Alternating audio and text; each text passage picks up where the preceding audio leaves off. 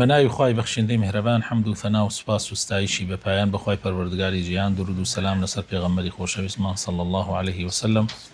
و لەسەر ئەهل و بەیت و هەموو یاران و هەموو شوێن کەوتوانیان تاکواتە زەمان. برایانی ئازیزم، لە بابەتی تەفسیری قورئان لە تەفسیری سوورەتی ئەلئەنعامە گەیشتوینەتە لاپەڕەی 146 لە ئاەتی 138 إن شاء الله تا آياتي 146 الروين كلاپەڕەی 147. خوای گەورە لێمانی قبول بکە. فەرمووە مۆسە سووران. أعوذ بالله من الشيطان الرجيم.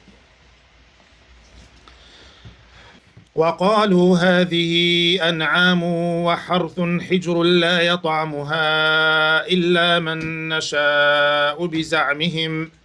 وأنعام حرمت ظهورها وأنعام لا يذكرون اسم الله عليها افتراء عليه سيجزيهم بما كانوا يفترون. وقالوا هذه أنعام وحرث، يعني أما أجل ما رمالات وكشتكال كيلغيليكا حجر، يعني قدغي وياساغا لا يطعمها إلا من نشاء بزعمهم، نابي هيج كسيك ببي إذني إيما اللي بخوات طبعا بدروي خويان يعني وهيج أصلي كي نبو. وأنعام وهني مرمالاتي تريش من هيا حرمت ظهورها، يعني سواربوني ظهور لنا يعني بشتي، يعني كسبويني سواري ببيت، سواري بشتي ببيت. وأنعام لا، طبعا كسواري نبو حاج نبو هيج إشي كتريش يعني ممنوعة.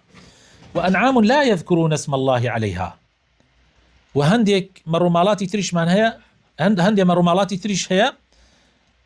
أوان كاتي سريعنا بري ناوي خوايان لين أهينا بتنيا ناوي بتكانيان أهينا، شوك أوان بعام كاتي حيوانيان سر بري ناوي خوايشيان أهينا وناوي بتكانشيان أهينا، بلام أما أنا كتايبتي أنا كل أما تايبت بو بتكانه افتراء علي. طبعا أمش دروي كتير لو دروي عليك أخوان هلا أنا بس بدمي خواوة خواي تعالى لي بريه. سيجزيهم بما كانوا يفترون، بيقومان لبر أو درو دلسانيان خواي تعالى عقوبيان أداد وطوليان لأكاتوا. آياتي 160. وقالوا ما في بطون هذه الأنعام خالصة لذكورنا ومحرم على أزواجنا وإن يكن ميتة فهم فيه شركاء سيجزيهم وصفهم إنه حكيم عليم. طبعا برينا أم آياتنا بس لهندي بدعاءك لكاتي خويا بمديكي كم يشتري الله داوم، يعني الصدها صاري خايندو تأم بدعانا لنا خلقها بتشسبي بو إما دائما زور تأكيد كين لسرويك نابي خلق خويا وشتبكا نابي ببي بلغ لخوت وشتبكي من زور جار لو تارك للايف لا زور شنا بس يواكم عليهم يمشوني قرآن وسنة كوتين حتى أجر تشتك آياتي لسربي وحديثي بيغمري خواي صحيحي لسربيت يتر بيويس ناكاد تو بلي فلان واي وتو فلان فيسان واي أتواني استفادة لفهمو تيجيش نكان بكي، بلام دائما أبي بيقرين تو بو أصلك أجينا دوايشتي تري لسر دروسه به، يعني نابيني هنديش لا يخومان أو نجورة أكلتوا يعني عادات أبي بياساق أبي حرام لنا وخلقها لكاتك شهيدشي لسرنيا وشتي وايش هي شرع حرامي كردوا زور اعتيادي بوتو لنا وخلقها. طبعا من لبير متي أمي كوائسة لنا أو قومي بيشوا هبوا من لبير متي لتمني خوما لهفتاكان بو هشتاكان بقرا زوريكيش لهشتاكان أما لنا وخلقها زور باو كابرا نزري كرت كاور ربا للاي قبركي فلانا كسا سري ببره نزري كرت تحيبت بو أوي كرت نزري كرت كبرا قبركي فلانا كس سبيكاري بكاتوا باكي كاتوا جواني بكاتوا بالرازيانيتوا بدينش يا ما بدينش أنا زاني وأنا زاني أو أيان باريزي يعني أما ونبي أما اشتكيسد لأخوة بزابي ما خوما ناو خوما أنا بعام ما إلا ناوكم الجايك تأحديك وملقى جورك كم ترتيك على بين بلام كوملقى بتشوكك زياتر أهلي مزجوت وأمانة بويا أمشت أنا وهستكينا ما بلام لزور شو نحر هي إيش برو إيران بزانم شن زور أما برو سوريا يعني قصدم كردستاني سوريا كردستاني إيران بلام لعراق الحمد لله دعوة والصحوة قيشتوها حد هيك خلق أمشتانا ناكا وتيا قيشتوها بلام لشونا كان تروانية بخوا أو اندزورا نبيتوا جايكي كتر لو بيدعانيك أيان كرد أيانود مرمالاتي كان هبو يعني جورك لما رمالات يعني هبو أيانود أم أنعمانا أم الرمالاتنا تايبة ببياوكان من ئافرەتەکان بۆیان نییە لێ بخۆن و بۆشیان نییە سواری ببن بەر لەسەر بڕینەکە تایبەتن بەکێوە بە پیاوەوە ومحرم على ئەزواجینە حرامە لەسەر مێینەکانمان یانی بەس بۆ نێرینەیە وئیەکم مەیتە ئەی ئەگەر مردارۆ بوو بۆ کاتی مردارۆ بوو طبعا ئەوان حیوانی مردارۆ بووشیان ئەخوارد ئەو کاتە فەهم فی شوڕەکە قەینا ئەو کاتە نێر و مێژ بەیەکەوە بیخۆین قەینا بەس وە سەربڕین یان مەس لە کاتی زیندوێتیە نابێت مێینە نزیکی بێتەوە طبعا ئەمە بۆ هەندێک حیوان خۆیان دیاریانە کرد خۆیان نانوت ئەمە بابێ ئیتر تەواوە ئەیان کرد بە دین جا خوای تەعالا فەرمێ سيجزيهم وصفهم إنه حكيم عليم يعني بيقومان خواهي قولة طولي أم درو دلسانيان ليه كاتوا يعني سزانا دالة سري بالراسي خواهي تعالى كارزان وكارجوان زور دانا وزانايا هيج شتيك النية لخوا شهرا وبي وخواهي تعالى هيج شتيكش ببي حكمة دانانا آياتي صوتو تشل لهمان سورة قد خسر الذين قتلوا أولادهم سفها بغير علم وحرموا ما رزقهم الله افتراء على الله قد ضلوا وما كانوا مهتدين. طبعا نوان يملا الشوني ترى باس ما كنا على كان إخوانيان أكشت بتايبتي كتش عندي جار لبر عيبوعار لبروي بياني كم سرم شور نكات کچەکانی خۆیان ئەکوشت زنە و چاڵیان نەکرد جا خوای تەعالا ئەفەرمێ بەڕاستی ئەوانەی بە گێلێتی و بە گەوجێتی و بە نەزانینەوە مناڵەکانی خۆیانیان ئەکوشت قەد خەسیرە الەذینە قەتەلوا ئەولادەهم سەفەهان یانە بە گێلێتی و گەوجێتی بغەیری عیلم بە نەزانینەوە مناڵەکانی خۆیانیان ئەکوشت ئایا لەبەر هەژاری بێت یان لەبەر دەمارگیری عەشرەتایەتی بێ یعنی با پیاوی باش لە بنەماڵەکەمان هەبێ ئافرەت نەبێ سەر شۆڕمانکە دیارە ئەمانە لە دنیا و ئاخرەتە دۆڕاون والله قد خسر لە دنیا دۆڕاون لەبەر ئەوەی خوای تەعالا نیعمەتی مناڵی باشی پیاندا کە ئەو مناڵە لەوە چێ بەکاریان بێ لەوە چێ ئیسفادەی لێ بکەن بەڵام ئەمان کوشتیانیان لە قیامەتیشا ئەو مناڵانە لەوانەیە بوو بێتنە هۆی شەفاعەت و ڕزگاریان کە بەڵام کوشتیانیان وحرموا ما رزقهم الله جگە لەوەیش شتێکیان حرام کرد کە رزقي خوان طبعا رزقي خوان ليان حرام كرت كنيان الله طبعا هنيك لبروي نوك أما بيت شريكم وكو أمر الله يخوان الله كمان موشكم وهل ناقري منالي ترم هبي منالك هل سكي دايكا لباريبا على سكي دايكا لباريبا الله بخوابهم پروردن نكري كمان موشكم كما يان مثلا بيم پروردن نكري منالك كان لباربا عينا شتا كاتي خوي لدواي لدايك بن لباربرا يسا بيش لدايك بن لباربري افتراء على الله طبعا أمان أنا كرد بناي خوا يعني كرد أنا خوا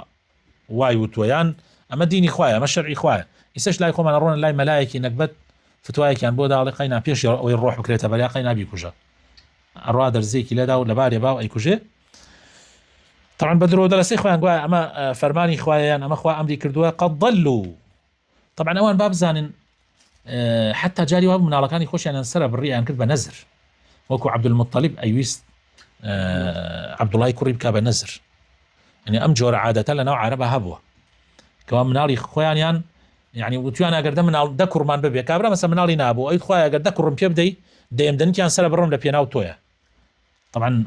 بناي خواوا أي كرت خوي تعالى فرمي براسي مدروية هم يبدم خواوا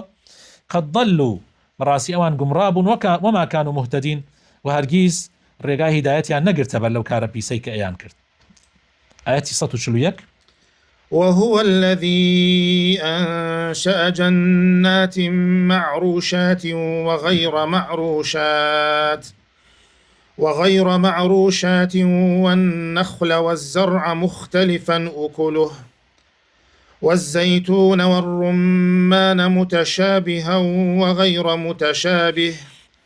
كلوا من ثمره إذا أثمر وآتوا حقه يوم حصاده ولا تسرفوا إنه لا يحب المسرفين. دوای ئەو هەموو هەڵانەی کە ئەیان کرد، ئەو هەموو غەڵەتانەی کە ئەیان کرد، ئەلەم ئاەتەیە خوای تەعالا ڕایان نەچەڵەکی و ئاگاداریان نەکاتەوە کە هەموو ئەم بوونەوەرە موڵکی خوایە، هەموو ئەو نیعمەتانەیش کە پیاندراوە هەمووی موڵکی خوایە و خۆشیان موڵکی خوان، بۆیان نییە بەڕاستی بە ناوی خواوە لە خۆیانەوە تەسەڕوف بکەن. وهو الذي أنشأ جنات معروشات وغير معروشات. خوای پەروەردگار ئەر ئەو خوایەیە کە جۆرەها باخچات و جۆرەها باخ و باخچاتی جوان و ڕازاوەی پێیان بەخشی. معروشات يعني طبعا تفسير زۆر کراوە. معروشات هەنێک ئەڵێن ئەو دارانەی کە بەرزە بێت و بەرئەگرێ، وەکو بۆ نمونە دار خورما، وەکو بۆ نمونە زەیتون، وەکو هەر دارێکە بەرزە بێت و بەرئەگرێ ئەوە پێی ئەوترێ معروشات. وغير معروشاتیش ئەڵێن ئەوەیە کە لە زەویە هینە بێ، وەکو بۆ نمونە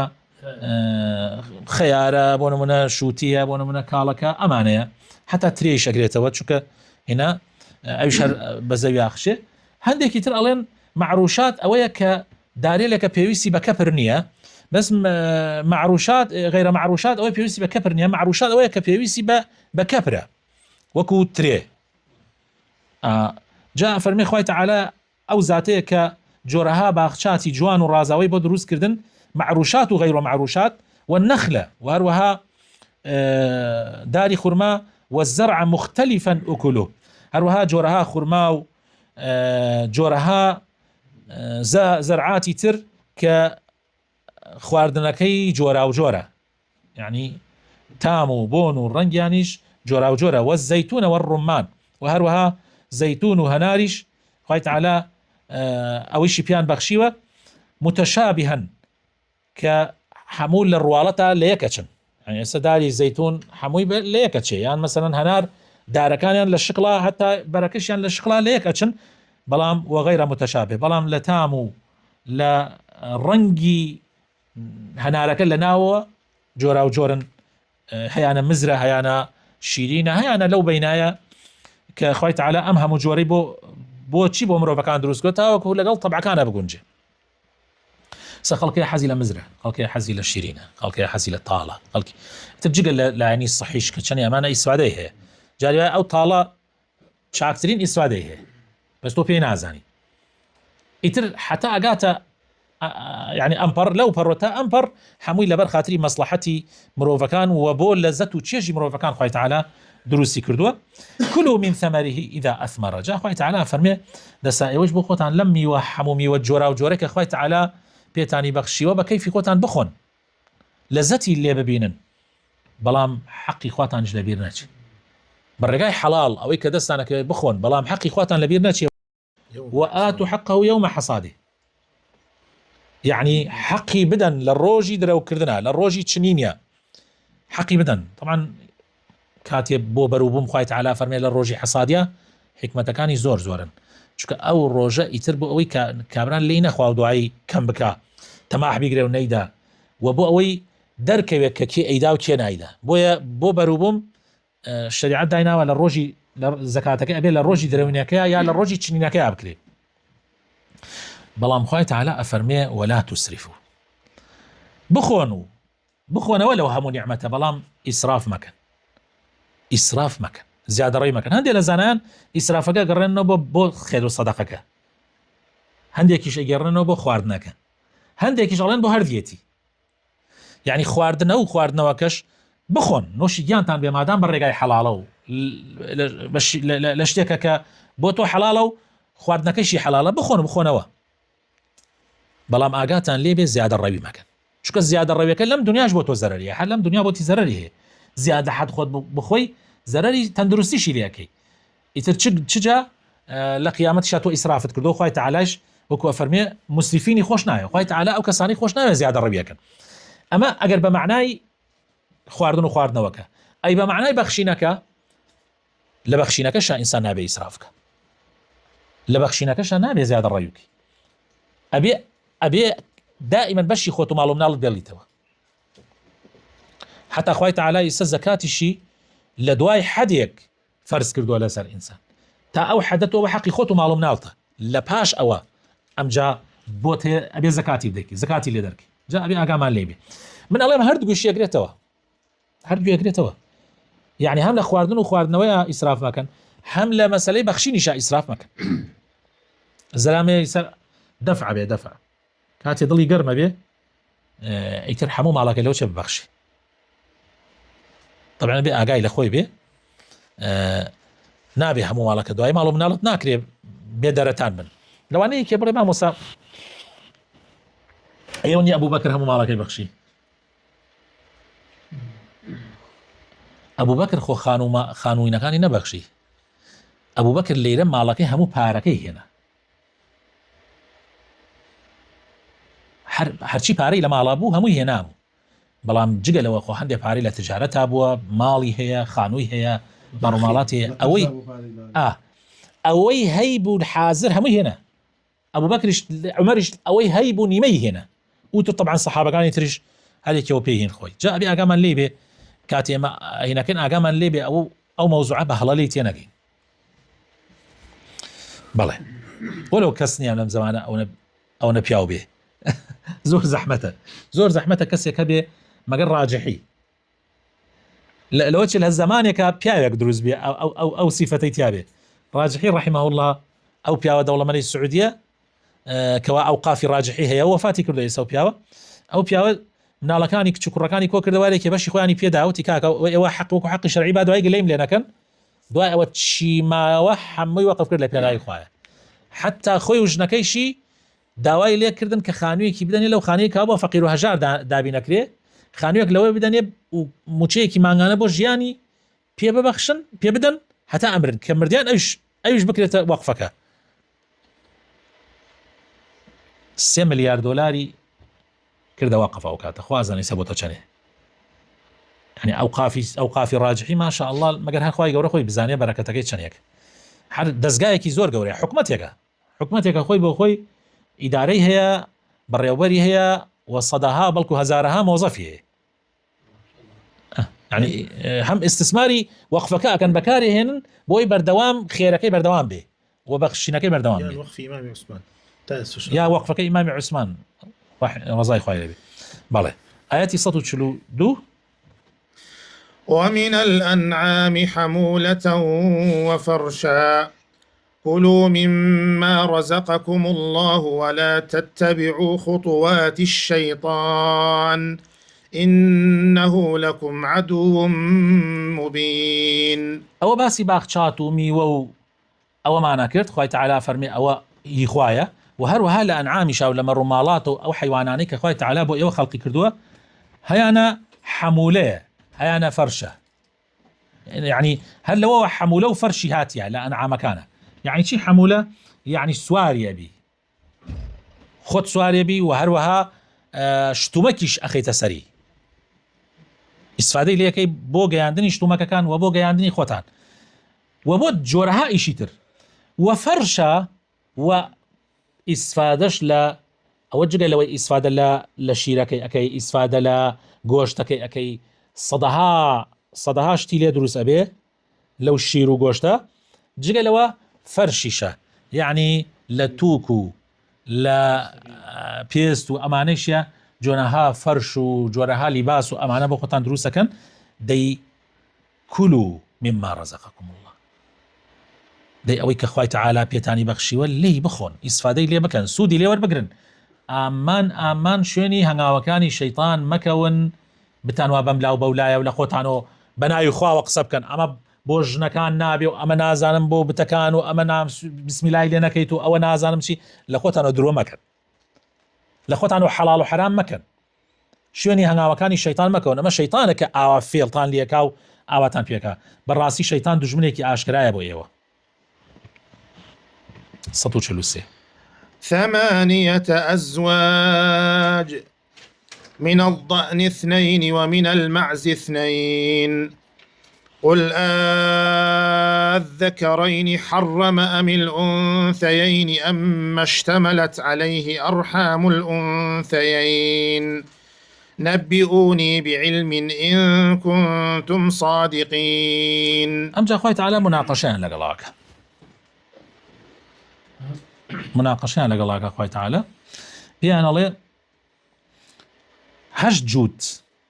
لمردو نيرومي لبزن يجدو هش جوت لمردو لبزن يجدو يعني نيرومي مري نيرو مري مي بزني نيرو بزني مي ودواي اوش لآياتك اترا واشتري نيرو واشتري مي مانجاي نيرو مانجاي مي يعني ما بس مقاو مانجا خوي تعالى فرمي يعني للنقاش أنا قلاك خوي تعالى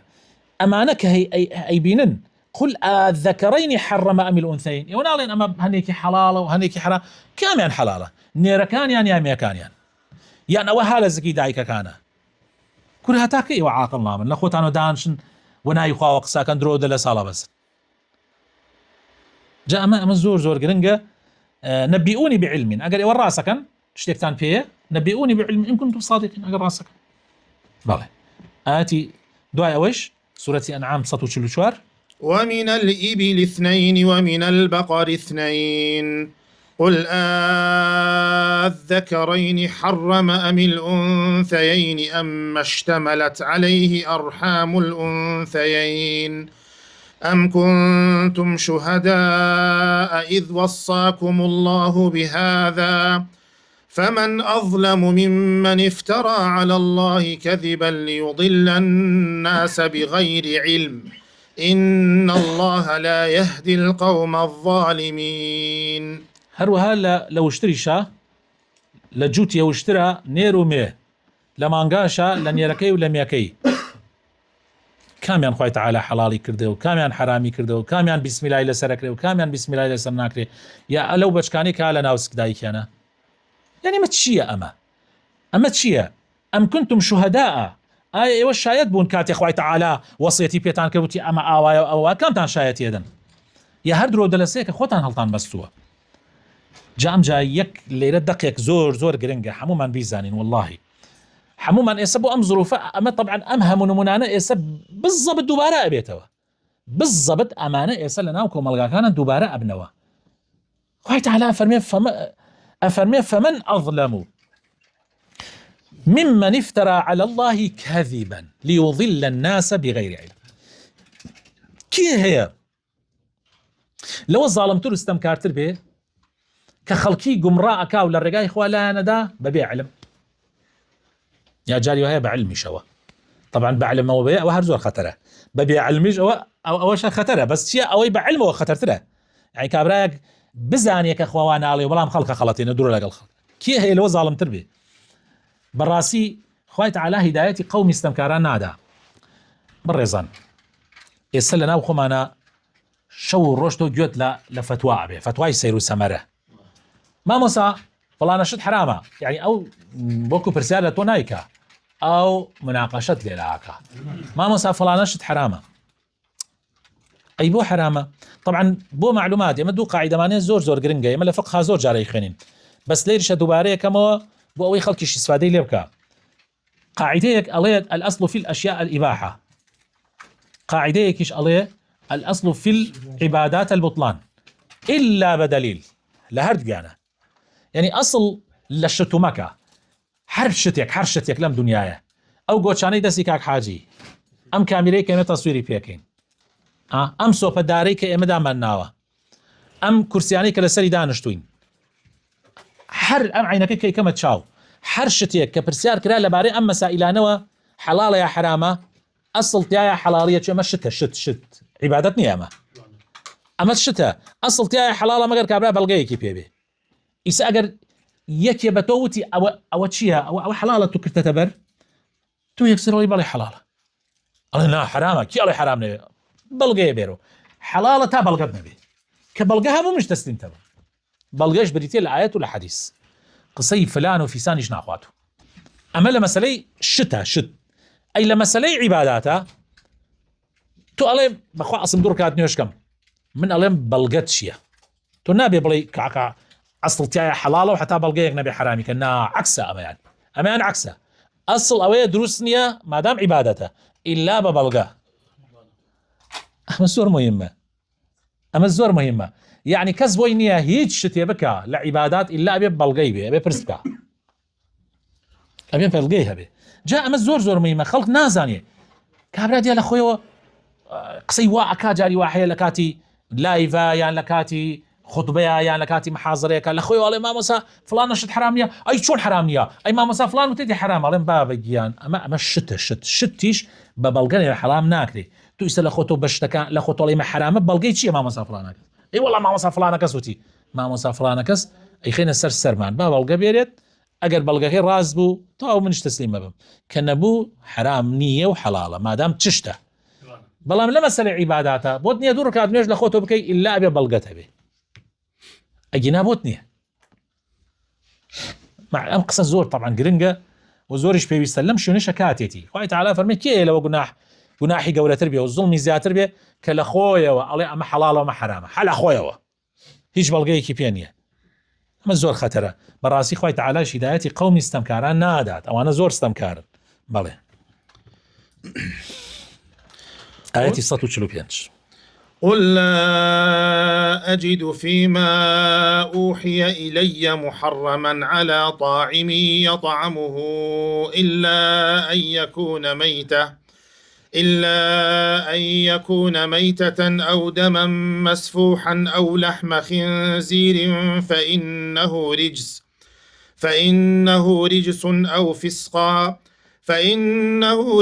أو فسقا أهل لغير الله به فمن اضطر غير باغ ولا عاد فإن ربك غفور رحيم أمجا خواجان نمونەمان بۆ تێرێتەوە لەسەر ئەو قاعدەی کە ئێستا باسمان کرد لەسەر قاعدەکە نمونە تێرێت ئەوان نەخۆیان نەنێت ئەم حیوانە حەڵاڵە و ئەمە حرامە و ئەمە نابێ و ئەمە بۆ ژن نابێ و ئەمە بۆ هەلە خۆیانەوە خوای تەعالا فەرمێ پێیان بڵێ من هیچ شتێ بە حرام نازانم لەوەی کە وحیم بۆ هاتووە لەوەیشی کە خەڵک بیخوا یعنی لەوەی کە خەڵک بیخوا بۆ خواردن هیچ شتێ بە حرام نازانم بۆ خواردن لەوەی کە وحیم بۆ هاتووە ئیلا ئەمانە نەبێ یەک مردارۆ بوو ئیتر مردارە بوو بە هەموو نەوعەکانی طبعا ئەوەی کە لە شاخ بەرەو بێت و ئەوەی کە هەر خۆی لە نەخۆشییان مردارۆ بێ ئەوەی لە شەڕەبەرانە یعنی ئاوا مردارۆ بوو یعنی نەگەی پیاسەری ببڕی بەڵام طبعا لێرە ڕاو دەرجیاکاتۆ ڕاو جیاکاتۆ کە کاتێ ئێستا تۆ تانجیەکت هەیە یانەوە فیشەک تەقەی لێکەی ئەوە جیایە یا تانجیەک بیگرێت ئەمە جیایە ئەو مەوزوعە جیاوازە لە کاتی ترا باسیەکەین بەڵام مردارۆ بوو بە کاملی حرامە خوێنی ڕژاو حرامە بەڵام ئەو خوێنی کە حالە ناو گۆشتا ماوەتۆ حیوانێکە سەرت بڕیە جگەرە سپڵە یا خوێنێکا لە ناو دەمارەکان ماوەتۆ اعتیادیەوە حەڵاڵە هیچ کێشەیەکی نییە بەڵام خوێنی ئەو خوێنی کە ڕژا نابێ بکەیتە ناو تەشتێک و خوێنەکە بخۆی بێژی با خوێنم زیادکە ئەوە حرامە ئەو لەحمە خینزیر یا گۆشتی بەراز نەکایەکی وابزانێ حشتر بادام حشتر حرامە حشتر حەڵاڵە معنای وایە هینیش حەڵاڵە بەرازیش حەڵاڵە یا مانگا حەڵاڵە بەرازیش حەڵاڵە ئەڵێ نەکایەکی واگومان بووە بڵێ بەراز وەڵ مانگایە فەرقی چییە خوای تەعالا فەرمێ گۆشتی بەرازیش ئاگاتان لێ بێ فإنه رجس پیسە فإنه طبعا هەندێک علەما زیاتر ئەیگەڕێنەوە بۆ خەنزیرەکە ئەو فیسقا أهل لغير الله به یان هەر شتێ هەر گونا هەر حیوانێک لەبەر بۆ غەیری خوا سەر ببڕێ هەر حیوانێ بۆ غەیری خوا سەر ببڕێ بسم الله لێ نەکرێ ینی بۆ بەتێک بۆ غەیری خوا لەگەڵ خوایە ناوی کەسێکی تری لەسەر ببرێ ئەوەیشە حرامە فمن اضطر غير باغ ولا عاد فإن ربك غفور رحيم بەڵام لێرە مەسئلەیەک هەیە ئاگامان لێبێ ئەویش مەسئلەی ناچاری ئەڵێ ناچاری سەرتەکاتە ماڵی دوژمنە ئەمانە حرامن بەڵام ئەگەر کەسێ ناچار بوو ئەمرد ئیلا ئەبێ ئەو گۆشتە بەرازە بخوا یا حیوانێکی مردارەوە بوو هەیە چاری نییە ئەمرێوکو بسە مەسەلەن ئەو وڵاتانی کە لیان قەوماوە و حاڵەتێکیان بەسەر هاتێ کابرا ناچارە ئەو کاتە ناچارە گۆشتی بەراز بێ گۆشتی سەگ بێ گۆشتی مردارەوە بوو بێ لەبەر ئەوەی نەمرێ ئەبێ بیخوا بەڵام نەک حەزی نەفسی خۆی لە ناچاریە بۆیە خوای تەعالا فەرمێ غەیرە باغ ولا عاد نەک حەزی لێ بکە خۆی حەزی خۆی عزرێ بدۆزێتەوە نەیش تعدا لە سنووری خوا بکە بەڵکو دەستی نەکەوێت خواردنی تری دەست نەکەوێت ئەوە بۆی نەمرێ واجبە بیخوا ئەمە زۆر گرنگە بیزانین بەڕاستی خوای تەعالا بۆ ئەو کەسانش لێبوردەیە و بەبەزەیە ئاەتی ئەخیر 146 وعلى الذين هادوا حرمنا كل ذي ظفر ومن البقر والغنم حرمنا عليهم شحومهما إلا ما حملت ظهورهما وعلى الذين هادوا حرمنا كل ذي ظفر ومن البقر والغنم حرمنا عليهم شحومهما إلا ما حملت ظهورهما أو الحوايا أو ما اختلط بعظم ذلك جزيناهم ببغيهم وإنا لصادقون بۆ جوولەکەکان بەهۆی تاوانی خۆیانەوە خوای تەعالا هەموو حەیوانێک تەیر بێ یان حەیوان ئەوەی نینۆکی بێ و چنڕووکی بێ خوای تەعالا حرامی کردیان ئەوەی چنڕووکی هەبێ حتا حەیوانیش ئەو حەیوانەی کە یەک ئینەیە بۆ نمونەوەکو حشتر کە سمەکەی نییە نەکرێتە دکتۆ حکومەڕ کە یەک سمە خوای تەعالا حرامی کردیان حتا ئەوە مراوی شەگرێتەوە ئەمە هەمووی حرام بوو لیان بەهۆی تاوانی خۆیانەوە خۆیان لە سەر خۆیانیان حرام کرد زۆر خەتەرە تو لە خۆتەوە ناوخواوە قسە بکەی خوا دوای عقوبەتەدا و هەروەها لە مانگا و لە مەڕیش خوای تەعالا بەزەکەی و چەوریەکەی هەمووی لەسەریان حرام کرد ئیلا ئەو چەوریەی نەبێت کە لە پشتایەتی یعنی ها لەناو تێکەڵ بە ئێسقانەکانی پشتە و پەراس و ئەوانە یا ئەوەی کە تێکەڵ بە ئێسقان و ئەوانە بووە ئەوە قەینا یان تێکەڵ یان هاوە دەوروبەری گۆشتەکەەوە ئەوە قەینا بەڵام بەز و چەوریەکانی تری خوای تەعالا لەسەر حرام کردن ذلك جزيناهم ببغيهم ئەمە هەمووی پاداشی تاوانی خۆیان بوو خوای تەعالا لەسەری حرامی کردن وإنا لصادقون وبالتأكيد خوای پەروەردگار ڕاستە فەرمیێ و پێغەمبەرەکەشی ڕاستە فەرمێ جا یەک ئاەتی تر لە پەیوەندی بەمەوە هەیە ئەوی شەرا بە سەریعی بەسەرچین و لە دەرسی داهاتووشە هەمجارێکتر دووبارەکەینەوە ئاەتی 147 فإن كذبوك فقل ربكم ذو رحمة واسعة ولا يرد بأسه عن القوم المجرمين ئەمەی کە بۆتانمان باس کرد ئەمە فەرمایشتی خوایە و خوایش ڕاستە فەرمێ پێغەمبەرەکەیش ڕاستە فەرمێ ئەی ئەگەر ئەوان هەر باوەڕیان پێت نەکرد تۆیان بە درۆزانی کار قسەکانی تۆیان بە درۆزانی خوا پەنامان بدە ئەی ئەگەر حاڵەتی وا ڕوویدا پێیان بڵێ خوای پەروەردگار زۆر خاوەن ڕەحمەتێکی فراوانە زۆر بە بەزەییە بەزەیی خوا زۆر فراوانە پەلە لاکە لە سزادانتان بەڵکو پەشیمان ببنەوە بەڵام هەر کاتێ بڕیاری سزای مجرم و تاوانبارەکان دەرکرا لەلایەن خواوە ئەوە هیچ کەسێ ناتوانێ بیگەڕێنێتەوە کە خوا بڕیاریدا ئیتر تەواو خوا بڕیاریدا لە ناو بچن ئیتر هیچ کەسێ ناتوانێ بەرگری بکە بڵێ خوایە با لە ناو نەچن حتا پێغەمبەرەکەش ناتوانێت ئەو کاتە ڕێگری بکە کە خوا بڕیاریدا ئەوە خۆتان نەزانن ئەوە قسەکەی نوح عەلەیهی سەلام کاتێک کوڕەکە هەر لار بوو تا خوای تەعالا بڕیاریدا ئەویش بخاتە بەر قەومەکەی لە ناوچوونەکە ئەوە بوو کوڕەکەی ئەم هەر هاوارێکە کوڕەکەم مەڕۆ ئیتر کوڕەکەی باوە گیانچمە سەر و شاخە بەرزانە ئاوەکە پێ ناگەی ڕۆیش حتا ئاخر لوتکە لەوێتر ئاوەکە ئەی گردیەوە ئەمیش هاواری کوتی خوای ئەو کوڕمە چکە تو وعدەدا کە سوکارەکەم بپارێزی ئەوە کوڕمە فەرمی کوڕی تۆ نییە کوڕی تۆ نییە ئەگەر کوڕی تۆ بواە ئەکەوت لەگەڵ تۆ ئیشێکیش مەکە و دوعایەکیش مەکە کە خوا تووڕەکە وت نییە ئیتر تاوە مەسەلەیە کە خوا عقوبەی هات هیچ کەسێ ناتوانێت عقوبەی خوا بگەڕێنێتەوە ئیتر تاوە داواکارم خوای تەعالا بەری سزا و تووڕەیی خۆیمان نەخا یا ڕەبی خوایە بخاتە ناو جوانەکانی خۆت لەوانەمان بگەڕی کە ڕێبازی تۆ و ڕێبازی پێغەمبەرەکەت ئەگەر نەبەر یا ڕەبی خوایە بخاتە ناو جوانەکانی خۆت بخاتە ئیسمی عەظەمی خۆت قورئان بکەیتە بەهاری دڵمان بیکەیتە ڕۆشنایی ژیانمان آمين آمين سبحان ربك رب العزة عما يصفون سلام على المرسلين والحمد لله رب العالمين